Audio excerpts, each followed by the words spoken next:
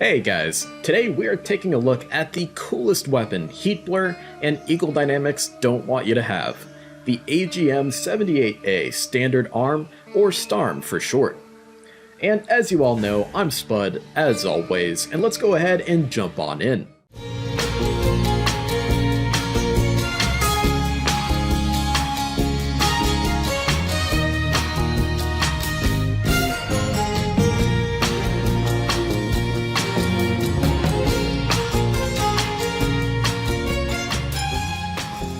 And of course, that was a joke at the beginning of this video here, and zero hate for the devs, that's for sure. But with this mod, linked in the pinned comment and the show notes, you can basically unlock the standard ARM already present within the DCS World game files for the Heatblur F-4E Phantom II. The AGM-78 Standard ARM, or STARM for short, was a crash program undertaken by the US Navy and General Dynamics in 1967, after the shortfalls of the AGM-45 Shrike came to the forefront during Rolling Thunder Iron Hand missions. The US Navy desperately needed a longer-range anti-radiation missile for its new A-6B Electric Intruders to combat the ever-growing threat of SA-2 Guideline SAM sites and radar-guided AAA over route packs 4, 5, and 6. This was done very quickly and economically by mating the seeker head of the AGM-45 Shrike with the US Navy's RIM-66 or SM-1 standard surface-to-air missile in air-launched form. Live rounds were headed to the fleet in early 1968, and was soon adopted by the United States Air Force, Israeli Air Force, and Imperial Iranian Air Force for carriage aboard the A-6B and E Intruder, F-105G Wild Weasel, F-4G Wild Weasel, and crucially for us, the F-4E Phantom II in Israeli and Iranian service.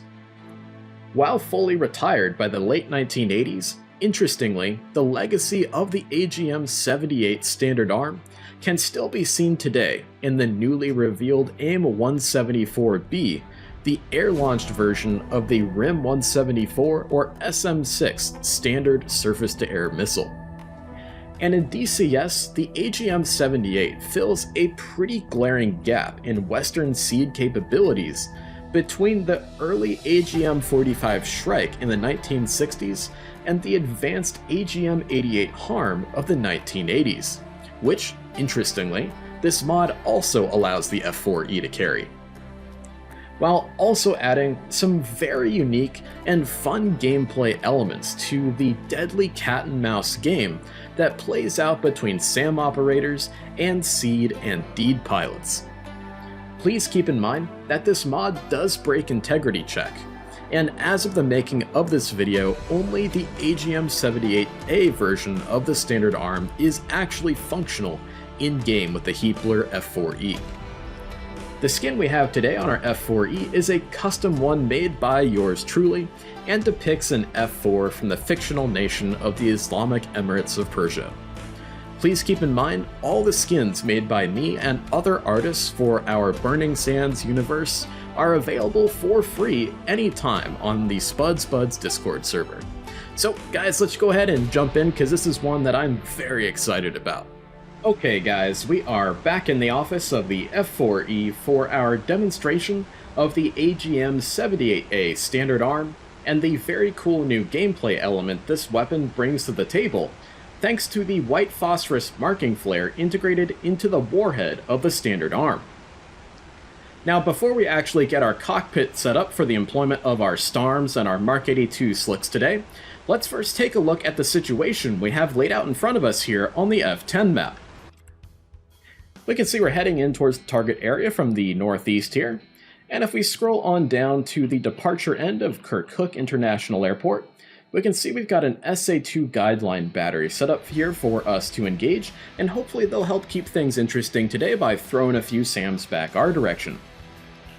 Now, you'll also notice we have an EWR set up here at the airfield as well, and that's because we are running the Skynet IADs script in this mission in order to best show off this new gameplay element the standard ARM brings to our SEAD and DEAD players.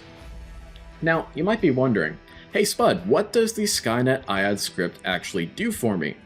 Well, it really increases the realism and immersion for our players and our missions by allowing the SAM sites we've placed around the map to operate in a far more realistic and survivable manner.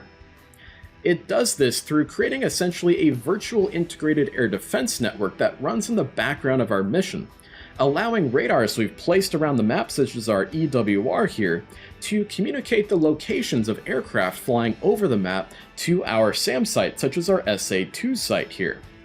This allows for much more realistic behavior because the SA-2 site can operate with its fansong tracking radar shut down until the most opportune moment when an aircraft is, say, deep within the WES of the SAM site or the airspace they've been tasked to defend.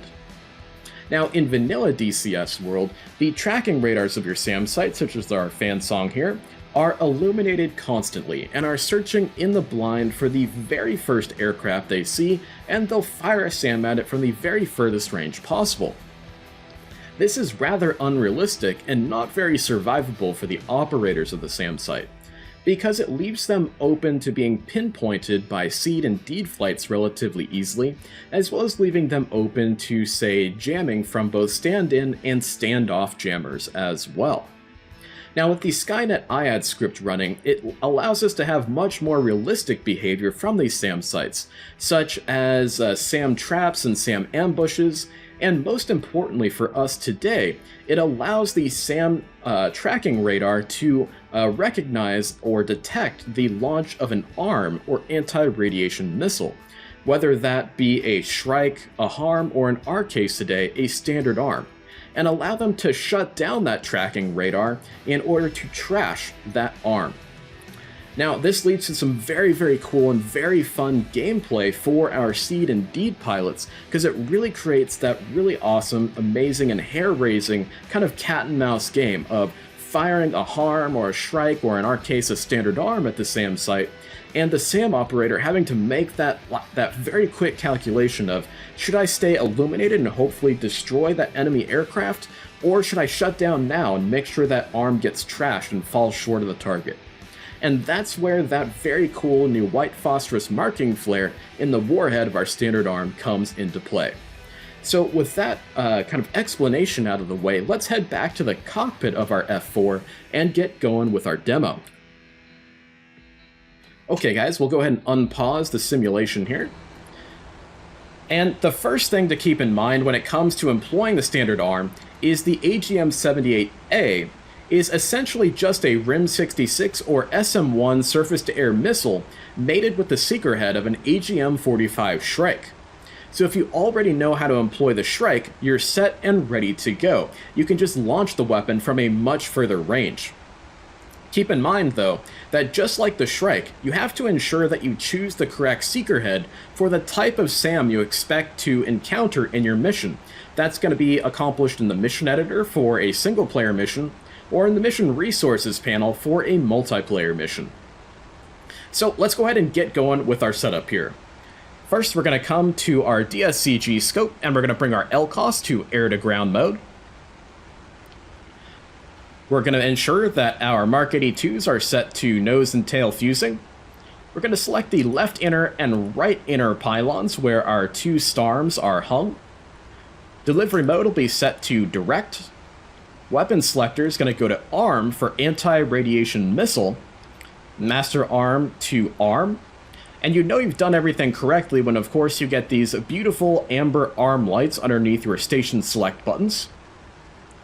And for our Mark 82s, we're going to drop in a string across the SAM site once we have it suppressed. We're going to go to an interval of 0.2 seconds.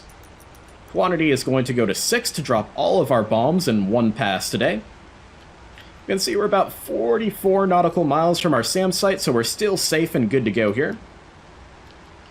And we'll open up our bombing table, and we'll get everything set up in the back seat for our release of our Mark 82s. So delivery is going to be dive toss, Mark 82s of course.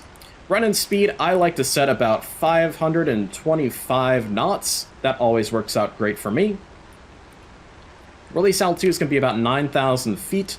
Target altitude is almost exactly at 1,000 feet. And our dive angle is going to be 35 degrees. Whoop, 35. There we go. Tell Jester. He's going to add the drag coefficient to the WRCS computer in the backseat. And for the pattern, we're going to set this to a release interval of 0.2 seconds for a nice long string of bombs. And our bomb on target, represented by our LCOS reticle, is going to be bomb number 2. I usually like to bias towards the front of the stick of bombs, because I usually tend to drop my bomb short when I make an error. We'll tell Jester here. And we're going to close the bombing computer. Alright, we should be set up and ready to rock and roll here. What we're going to do is we're going to kick the autopilot off at this point, and we're going to start setting up for our run into the target. We're about 32 nautical miles away from the SAM site, and if we look visually out here, we can just barely start to make out Kirkuk International Airport over here, so that's perfect.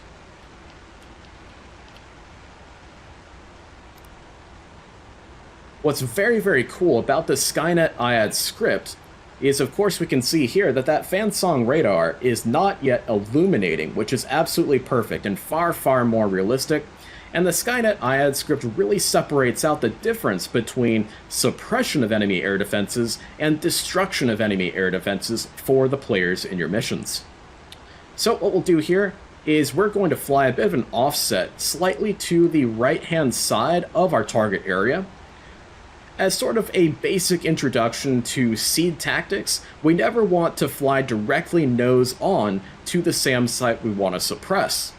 This is going to ensure that we can see the SAM site, because if you can see the launch of the SAM, you're going to be able to evade it. And that's really important for aircraft like the F-4 here that has a lot of canopy framing, as well as the fact that it's going to force that SAM that's launched at us to fly an intercept vector onto us and make it much easier for us to evade that SAM. It's very, very similar to the way you would approach a BVR fight in terms of cranking and flying offsets and putting targets onto the gimbal line of your radar. So we'll just continue to snake our way in towards the target area. We can see Kirkuk International Airport out there in the very hazy weather we've got today. Definitely got a bit of an inversion layer going.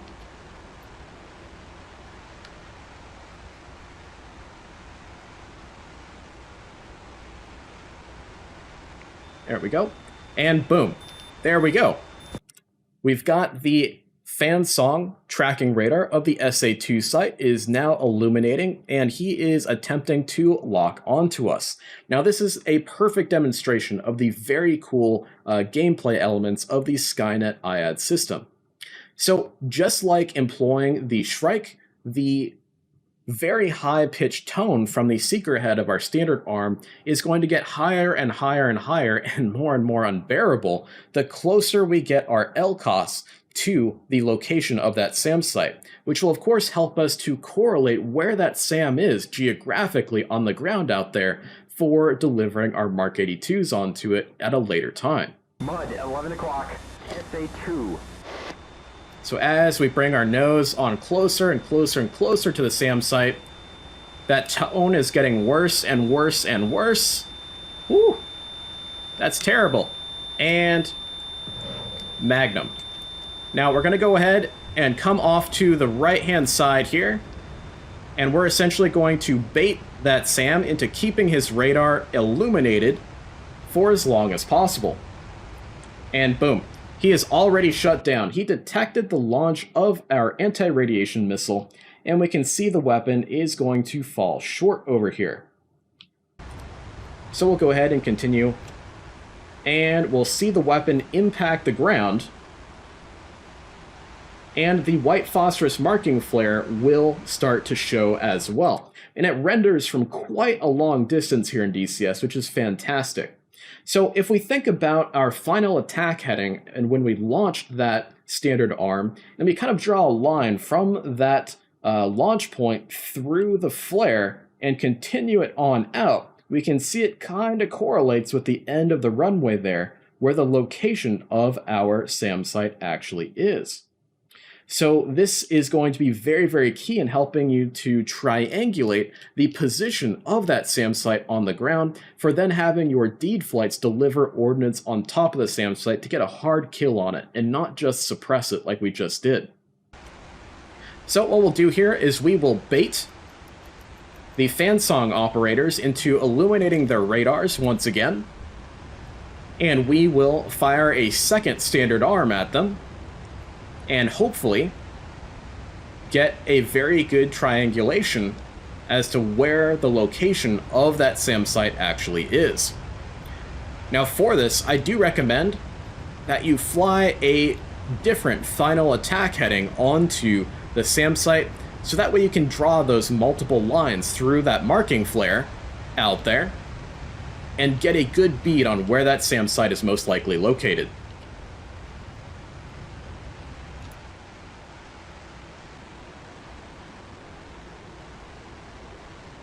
By default, the Skynet IAD script will suppress that SAM site for varying lengths of time here. And that's usually anywhere between about 30 seconds and about 2 minutes worth of suppression time, depending on how many aircraft are flying in the airspace and how many EWRs are communicating with that SAM site as part of that virtual air defense network. So we'll just keep on maneuvering here inside the WES of the SAM site, just baiting that Fansong operator. There he is. Perfect. You can hear the tone from the seeker head of our second AGM-78. Getting pretty unbearable there. And Magnum. You can see it start to track. And it is really tracking this time. We'll pop out some chaff and flares as we go defensive. And we now have that very cool, very fun, very hair-raising cat and mouse game, where our Fansong operator here has elected to fire a SAM at us, even though there's an arm coming down his throat here. And this is where that SAM operator has to make a pretty fateful decision really quickly. Do I keep my radar illuminated and hopefully down that pesky F4 that keeps bugging me? Or do I shut down my radar now, trash my own missile, and hopefully get rid of that standard arm that's coming down my throat? 10 o'clock. SA-2. So we're not going to mess around, because we are out of weapons anyway, so we are going full defensive. And it appears he shut down his radar right at the last minute. And we can see the second marking flare start to illuminate here as well. And of course we have the smoke trail coming from our SAM site, and that really shows us the location of that weapon. So we've got one here, just marching their way closer and closer to that SAM battery. Now think about this, if you had a bunch of standard arms fired by, say, a whole flight of F4s, you would have a whole bunch of reference points kind of pointing you to that SAM site to then be able to drop your Mark 82s, your Rockeyes, whatever it is you're going to use to then get that hard kill on that SAM site. So now that we've got our standard arms off the jet, let's go ahead and hit this suppressed SAM site with our Mark 82s. So we're going to select everything for delivering our bombs.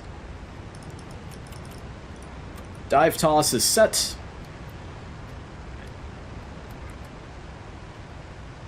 And we are going to set up for our bombing run. Okay. So thankfully, we've got a good beat as to where that SAM site is geographically. We should be ready to rock. Gain some altitude here to allow us to get a good 35-degree angle dive onto the SAM site. There she is, and we are rolling in. Now, hopefully I don't whiff here. Okay, here we go. Gotta lock the ground. Okay, captured.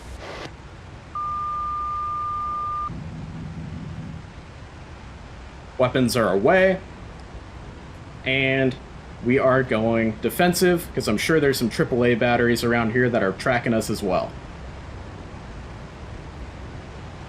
Boom. String of Mark 82s right through that SA-2 Guideline battery. Absolutely beautiful. And we can see that beautiful white phosphorus marking flare pointing us right towards that SAM site right at the end of the runway. Absolutely perfect demonstration of why the AGM-78 is so cool to have with the F4 here in DCS. So I hope you guys enjoyed this video. I hope it was informative, and definitely go and check out this mod to get the AGM-78A, and hopefully one day the devs will add the standard ARM to the default lineup of weapons for the F4E, because honestly it is such a cool weapon. So please give a like and a subscribe here, guys, and we will see you in the next one. Fly safe out there and enjoy this beautiful game.